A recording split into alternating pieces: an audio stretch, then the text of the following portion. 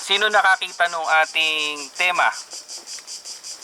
Yung tema natin, team, no?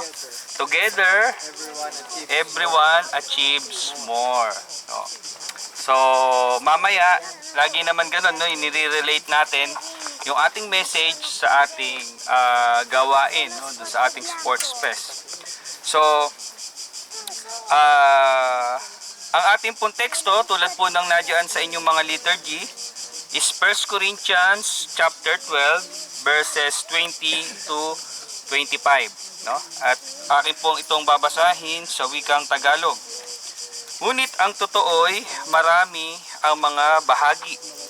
Ngunit iisa lamang ang katawan, hindi rin naman masasabi ng mata sa kamay, hindi kita kailangan, ni ng ulo sa mga paa, hindi ko kayo kailangan.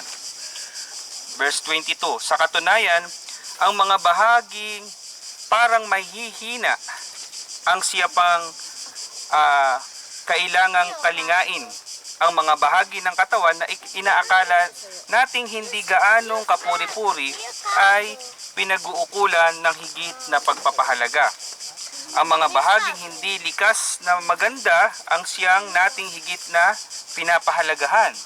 24, hindi na ito kailangan gawin sa mga bahaging sadyang maganda, ngunit nang isaayos ng Diyos ang katawan, binigyan niya ng higit na karangalan ang mga bahaging hindi gaanong marangal, upang hindi magkaroon ng pagkabahabahagi, sa halip ay magmalasakit ang bawat bahagi sa isa't isa. Tayo pong lahat ay yumuko at ay manalangin. Aming Diyos, aming Ama, muli po ay nagpapasalamat kami sa napakagandang araw na ibinigay niyo sa amin, sa hindi masyadong mainit na kapaligiran, Panginoon. Ay tunay nga na naging favor ito sa amin, Panginoon. Samahan niyo po kami sa aming pakikinig, Panginoon, at nawa, Panginoon, sa mga minuto ng aming pakikinig, Panginoon, ay maibigay namin ang aming puso't isipan, Panginoon, at maipokus namin, Panginoon, bago kami magsimula ng aming palaro, Panginoon, ay makita namin, Panginoon, ang inyong mensahe sa bawat isa sa amin. Muli, Panginoon, samahan niyo po kami sa inyong pong papuri. Ang pasasalamat sa pangalan ng inyong anak na si Jesus. Amen. So, familiar ba tayong lahat dito sa 1 Corinthians, in the book of 1 Corinthians? Bakit ba merong first at bakit may second? No? Ito po ay sulat, no, ni Apostol Pablo sa iglesia ng Corinto. No? Ang Corinthian church po ay sa Corinth. No? Alam nyo kung nasa ng Corinth? Ha? Nasa Greece, no? Sana makapunta rin tayo doon, no? So nung unang panahon, ito ay sentro ng komersyo, no? Kalakalan, no, dahil nga ito ay malapit sa dagat, no? Port ito eh. So maraming negosyo at ang mga mananampalataya doon ay sabihin natin mabigat ang kanilang kalagayan, no? Kasi maraming sabihin nating mga makamundo na umaagaw o nakakadistract, no? Mahirap maging mananampalataya noong mga panahon na yon sa isang lugar na nadoon lahat, no? Nadoon yung prostitution, nadoon yung kasalanan, nadoon yung mga sabihin natin yung idol worship, nadoon lahat, no? So ang mga panahon na yon nabuo ni Apostol Pablo, no, nung siya ay nag-mission, nabuo niya ang church doon, no? May mga mananampalataya doon at ito ay sinulatan niya dahil sa mga issue. No, may mga issue ba dito? Sinong may issue? No?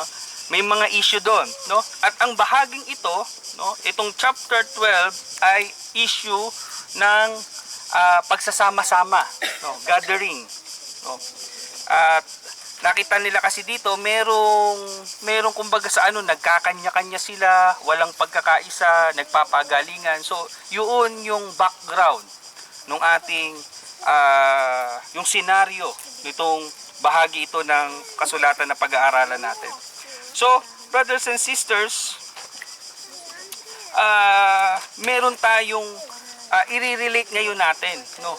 ang kalagayan noon kung bakit sinabi ni Apostol Pablo ito doon sa bahagi ngayon nung ating tema, no? So tingnan niyo yung inyong mga yung may mga liturgy, no? Meron tayong tatlong letter P, no? Maiksi lang yung mensahe natin at kailangan din natin nung meron din tayo, medyo ano rin tayo sa time. So meron tayong tatlong P: participation, plurality, participation, and purpose, no? So ano ang plurality? No, madami, no? May singular, plural, no? Yan. Pero mga kapatid, ang plurality po na sinasabi natin dito ay mas malalim na kahulugan, no? Sabi dito sa verse 20, as it is, there are many parts, no? Marami. No, marami ba tayo ngayon? No, marami din tayo, no? But one body, no? Iisa tayong bahagi, iisa tayo, no? Marami man tayo, ngunit iisa ang bahagi tayo, magkakaisa, no? So, ang gusto kong makita dito is the plurality and the diversity, no? Narinig niyo na ba yung salitang diversity?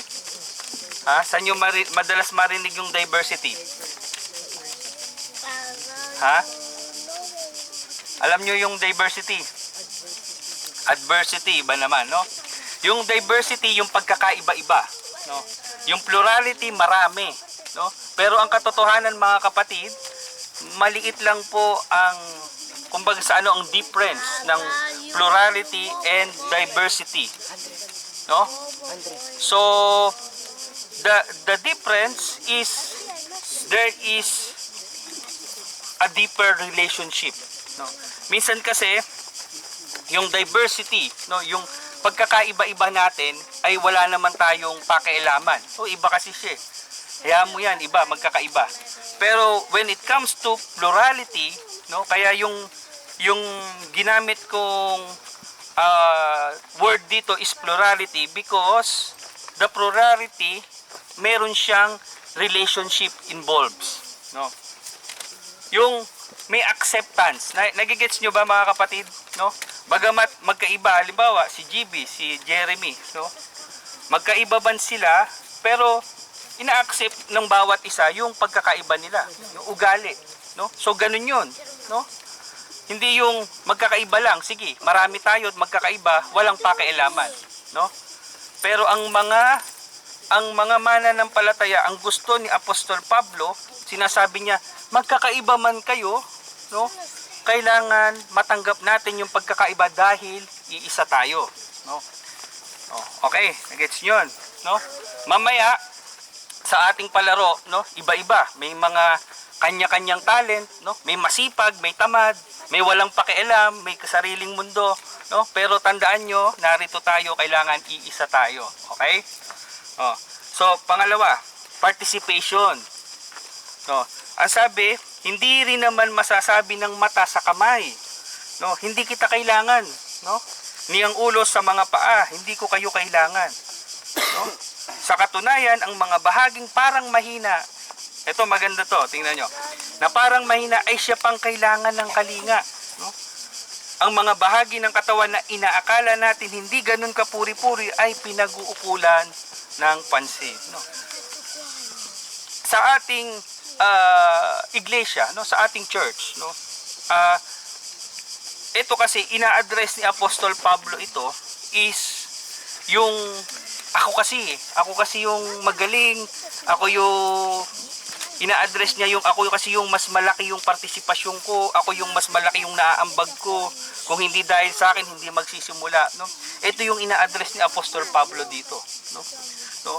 Na lahat tayo, malaki man ang iyong bahagi, malaki man o maliit man ang iyong partisipasyon, lahat tayo ay mahalaga, no? Ano yung sinasabi, yung kamay, di ba? Pwede ba ang katawan mo puro mata ka lang? No, ano ka, pinya? Di ba? Ang pangit naman kung ang katawan mo ay puro kamay, di ba? Hindi pwede, no? Kailangan natin lahat ng bahagi, no, may partisipasyon, no? Kahit yung mamaya sa ating gagawin, no? Kahit yung mahina, no? Hindi nyo alam, merong tinatago palang lakas yan, no? At yung inaakala nyong malakas, mahina pala, no? So, iba-iba ang status, no?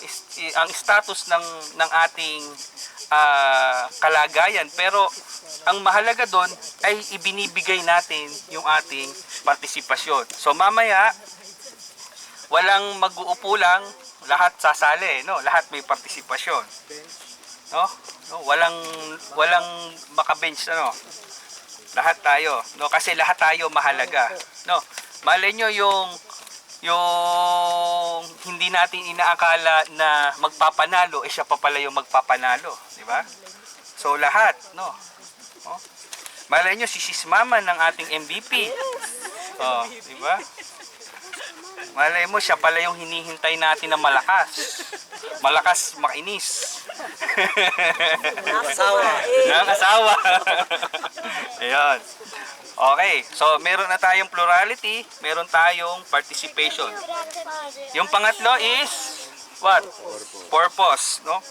Sabi dito, hindi dun sa verse 24 and 25, no? Sabi dito, hindi na ito kailangan gawin ng mga bahaging sadyang maganda, no? Ngunit ng isaayos ng Diyos ang katawan, binigyan niya ng higit na karangalan ang mga bahaging hindi gaanong marangal. So dito muna tayo sa part na ito, no? The purpose, no? Sabi dito, sinong nag-ayos? Sinong nagbigay ng purpose? God, no? No? Isipin niyo na lang kung isa ang mata niyo. Ano tayo, Cyclops? Isipin niyo na lang kung isa ang tenga, isa ang kamay, o maraming kamay, no? Octopus. No? So lahat 'yan ay may dahilan, lahat ay may purpose. And even sinasabi ni Apostol Pablo, no? He is talking about dito, kung babasahin niyo yung inyong mga Biblia in the earlier chapters, no? He is addressing the gifts, no? Yung mga kaloob, no? May mga pinagkalooban na magturo, may mga pinagkalooban na maging evangelist, no? Preachers, no? Maraming gifts. And he also mentioned the gifts of the Spirit, no? Yung mga nag-speaking in tongues, no? Nagpa-prophecy, no? Lahat ito ay mahalaga, ngunit may kanya-kanyang purpose, no? May kanya-kanyang dahilan kung bakit inilagay ng Diyos, no? Kaya sa ating church, no? Makikita natin na ang lahat ay merong katungkulan, no? Ang lahat ay merong ginagawa sila, no? Merong tinawag para mag-lead, no? Meron tayong mga officers, may mga tinawag para mag-preach, no? May mga pastors, may pastors tayo, may mga leaders tayo, no? So kanya-kanya tayong purpose, no? So even in the stages doon sa ating mga kabataan, no? Maybe it will be later, no? Ma-realize nyo siguro na pagdating ng panahon, no? Baka dito ako tinawag ng Diyos, o ngayon pa lang nakikita nyo na yung inyong kalagayan kung saan kayo tinawag, no? So lahat tayo, mga kapatid, ay may purpose ang Diyos sa atin. So even your attendance today, no? Yung pagdating nyo ngayon, may purpose yan, no? Participate tayo, no? Maibigay natin yung best natin para sa Panginoon, no? Sa paglilingkod, no? We are called for a purpose. So, brothers and sisters, to have unity, no? So, for us, no, to wrap up this message, no? What is more important?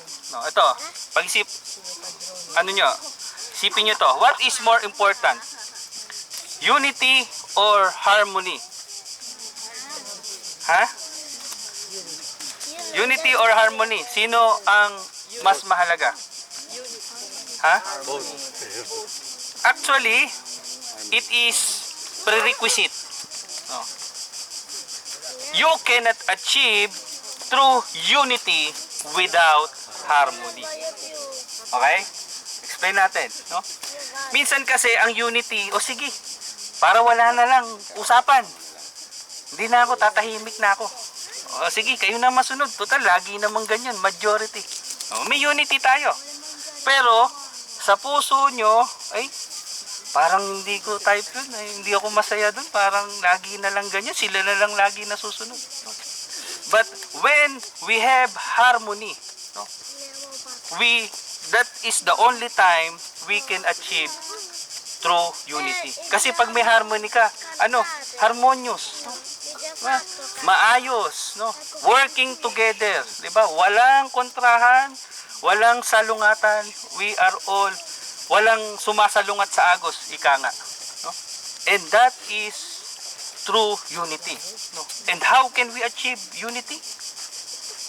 We can achieve unity through humility and love. O, sabihin mo nga sa katabi mo, I love you. Bro, sis, love you. Man. Diba? Kasi kapag mahal natin ang isa't isa, no? Tatanggapin natin ang kanyang kahinaan, tatanggapin natin kung ano yung kanyang strong points, weaknesses, no? Kung sino siya, no? Maiintindihan natin kung bakit ganun yung taong yun, kung saan na kinukuha yun, bakit ba ganun dumiskarte ito, magsalita, o ba't ganun ang ugali. Makikita natin lahat yun. But pag nakikita natin na nagmamahalan tayo, minamahal natin ang sarili natin, no? Kaya nga nila, di ba? Ang sabi nila, love conquers all, di ba? So mga kapatid, we are all gathered together to build up, no? Ito yung goal natin ngayon, no? As a team, no? Ito yung goal natin, to build up one another, to build up each other. At ganun ang church, mga kapatid. Hindi po ginawa ng ating Panginoong Hesus ang iglesia, hindi niya po itinatag ito para tayo magkanya-kanya, para tayo magpagalingan, no? Para tayo maging makasarili, no? He built the church to build up one another, no? Tandaan natin, we are the church, brothers and sisters, and together, no? Samahan niyo ako, and together everyone can achieve more. In the name of the Father, the Son, and the Holy Spirit. Amen.